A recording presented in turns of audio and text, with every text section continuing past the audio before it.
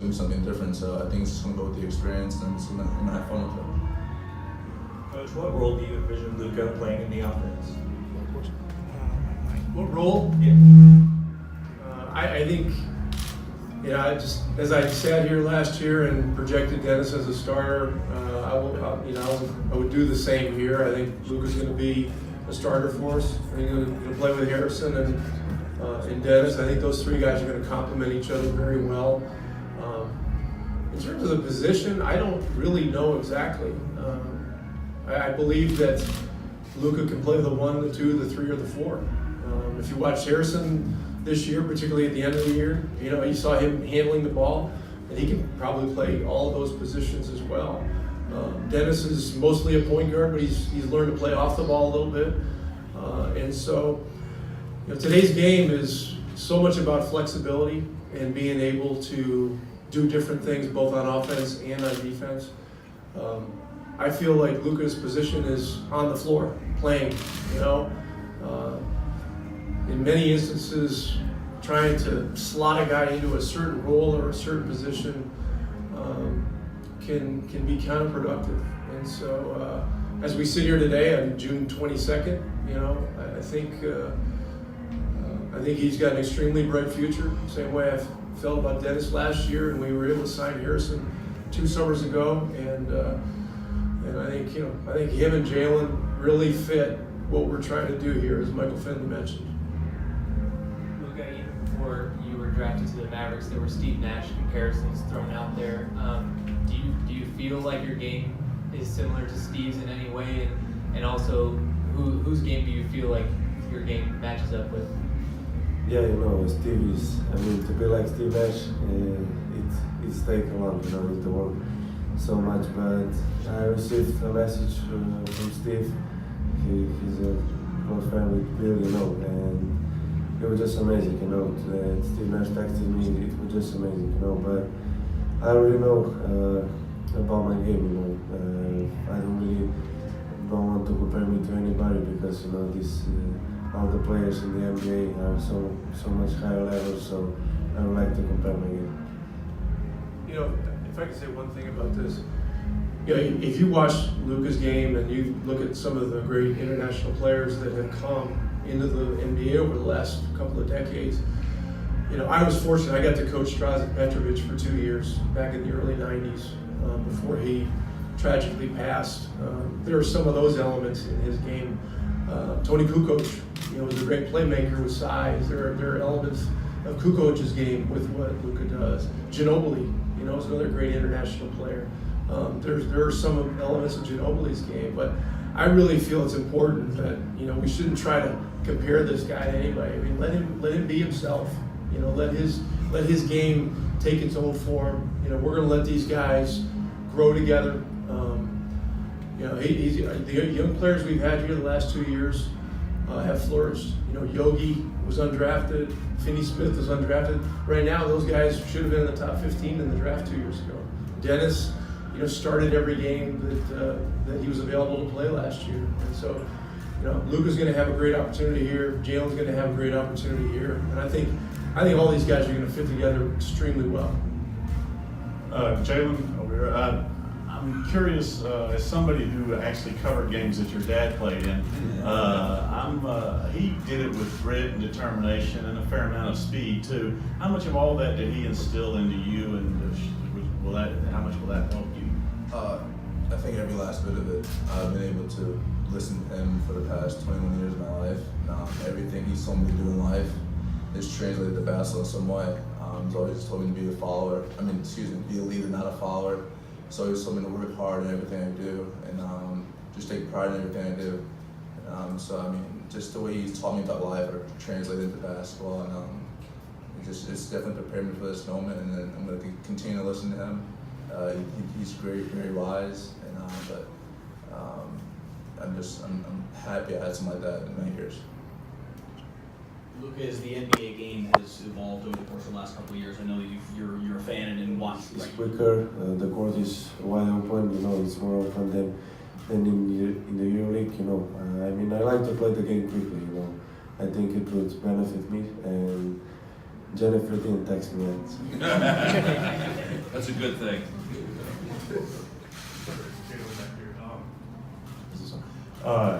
One of the things that the front office guys said last night was that you impressed them at the combine by saying that you were looking forward to not only sharing a backcourt with Dennis, but pushing him, practice and competing with him.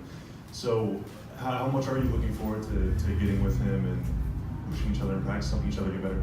I'm definitely excited. He's obviously a very good talent, and just seeing him from where he was, where we were in high school at a CP3 camp to where he is now, where I am now, it's pretty special. But yeah, I'm willing to do anything to make my teammates better, to make myself better. I'm a competitor. I work hard every day. I'm never satisfied with anything I do. I always just try to strive for greatness, and I'm just going to push myself, push them as best I can. Rick, do you look at these two guys as facilitators in a more maybe even a return to what your flow offense was when you won the championship, and maybe not so much pick and roll into pick and roll, but just where everybody's touching the ball and kind of a Golden State, Philadelphia kind of look to your offense? We're playing Mavs basketball. We're not trying to copy anybody else. Number one, okay. These guys fit so well in so many ways. Both of these guys are guys that are givers by nature on the floor. They both have demonstrated leadership qualities. They both shoot the ball with range, which opens up space for teammates. They both understand the importance of cutting and moving and giving yourself up, without necessarily being able to even touch the ball, but those kinds of things help get shots for your teammates. And so, it's kind of like in football, defensive coordinators are always saying, they can never have enough cornerbacks and, defensive guys guarding receivers. You can never have too many playmakers in the NBA. And, we picked up two more guys that can really make plays. Jalen more so from the point position, Luka really from, I think, multiple positions.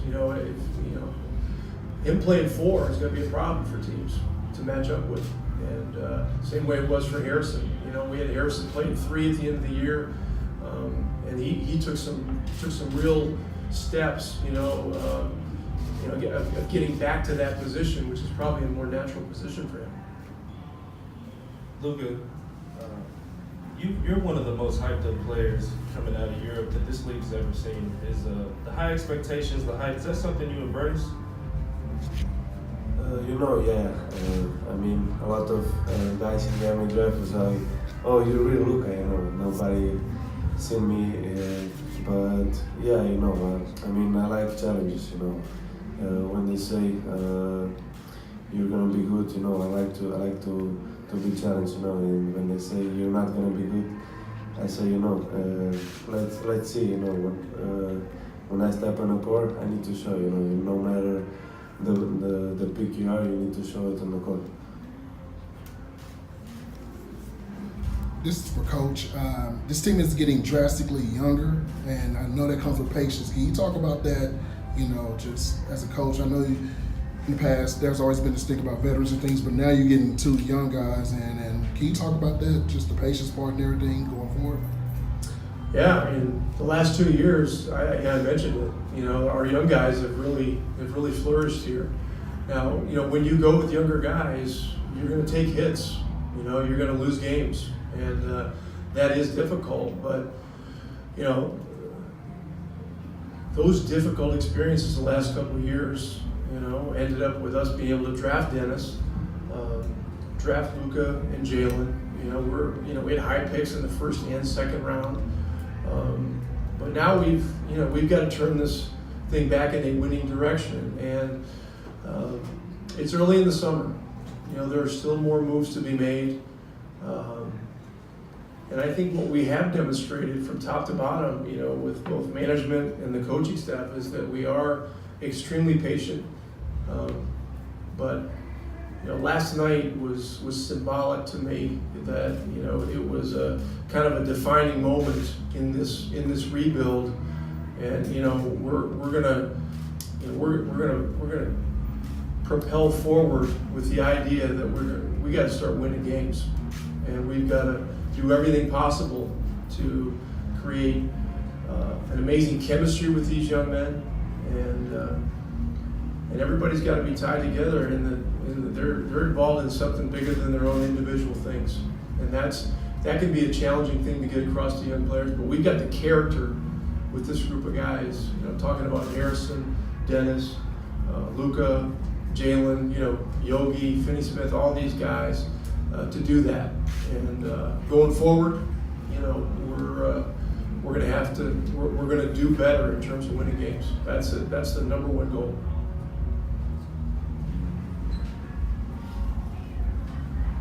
Jalen, do you take it as an affront at all that you're unanimous National Player of the Year, you've won 2 national championships in the last 3 years, and you weren't a first-round pick, and in fact you were the 4th guy on your own team to be picked in this draft? Does that propel you in any way? I know you've been around the pro game, you kind of understand how all this works, but do you think maybe you've been undersold a little bit by the NBA? And honestly, I'm just really thankful that I got the opportunity with this organization, most importantly. But like I said before, I'm not satisfied with anything I do. If the things I've done in the past, I'll share those things after I retire. But as of right now, I'm continuing to get better, continuing to push forward. Not really worrying about what other people think of me or what should have happened, I guess you can say. But I'm here now, and I'm ready to work, and I'm ready to move forward.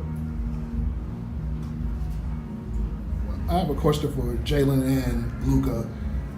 For the fans and media, what is your best attribute that we don't see that you guys possess on the court?